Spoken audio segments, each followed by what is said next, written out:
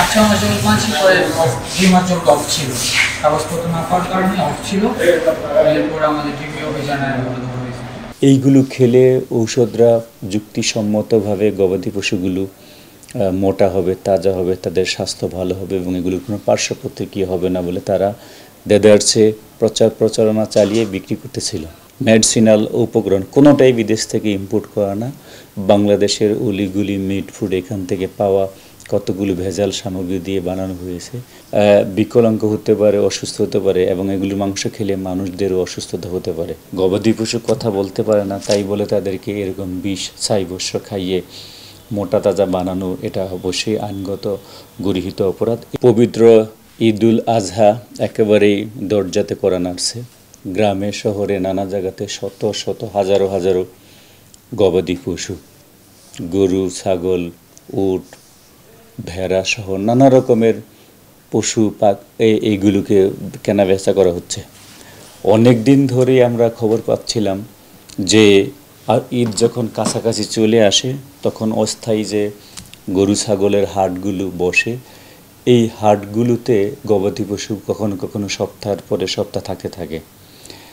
এখানে গবাদি পশুরা নানা কারণে খাবার খেতে চায় না বা খাবারের অপ্রতুলতা থাকে, সেই কারণে বিশেষভাবে কতগুলো ভেজাল ঠেজাল দিয়ে ঔষধ বানানো হয়, যেই ঔষধগুলোকে ইউরোপ থেকে তারা ভেটেরিনারি সার্জনদের পরামর্শক্রমে আমদানি করে অনলাইনে বিক্রি করে বলে একটা চক্র প্রচার করে বেড়াচ্ছিল, অনলাইনে অফলাইনে দুইভাবে। এইগুলো খেলে ঔষধরা যুক্তিসম্মতভাবে গবাদি পশুগুলো মোটা হবে, তাজা হবে, তাদের স্বাস্থ্য ভালো হবে এবং এগুলোর কোনো পার্শ্ব প্রতিক্রিয়া হবে না বলে তারা দেদারসে প্রচারণা চালিয়ে বিক্রি করতেছিল।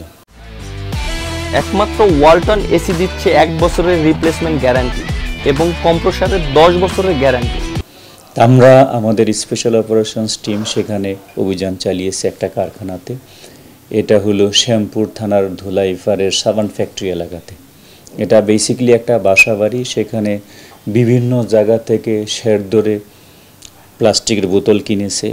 তারা নিজেদের ইচ্ছামতো ইউরো সায়েন্স ফার্মা নামে ঝকঝকা তকতকা রঙিন কতগুলো স্টিকার বানিয়েছে, কর্ক বানিয়ে মিট ফুড আশেপাশের জায়গা থেকে ছাই, বর্ষর জেল এগুলোকে সংগ্রহ করে ওগুলোকে বিশেষ কায়দায় ঝাঁকাঝাঁকি করে স্টিকার লাগিয়ে ইউরোপ থেকে আমদানি করা গবাদি পশুর ঔষধ খাবারের টনিক হিসেবে সেগুলোকে দেশে বিদেশে বিক্রি করা শুরু করেছে।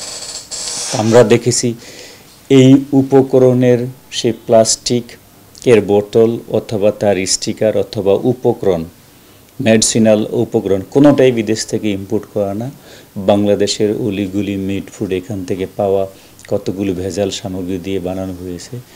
এগুলো হয়তো বা চিটাগুড়ের কারণে গবাদি পশু কিছুটা খেতে পারে, কিন্তু এগুলোতে সায়েন্টিফিক কোনো ইফেক্ট থাকার কথা না, বরং এগুলো অত্যন্ত জঘন্য মানহীন সামগ্রী হতে পারে। এগুলোর কারণে গবাদি পশুগুলো যেমন করে বিকলাঙ্গ হতে পারে, অসুস্থ হতে পারে এবং এগুলোর মাংস খেলে মানুষদেরও অসুস্থতা হতে পারে।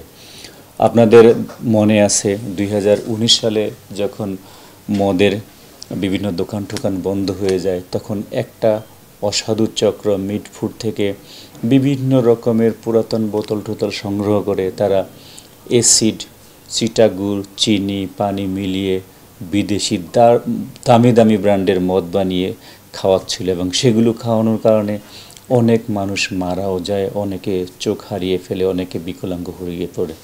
তো আমাদের দেশে বেশ কিছু এরকম অসাধু চক্র আছে যারা সুযোগ বুঝে কখন কোন জিনিসটার চাহিদা বেশি থাকে সেটা দেখে তারা এরকম ভেজাল সামগ্রীর কারখানা বানিয়ে ফেলেন।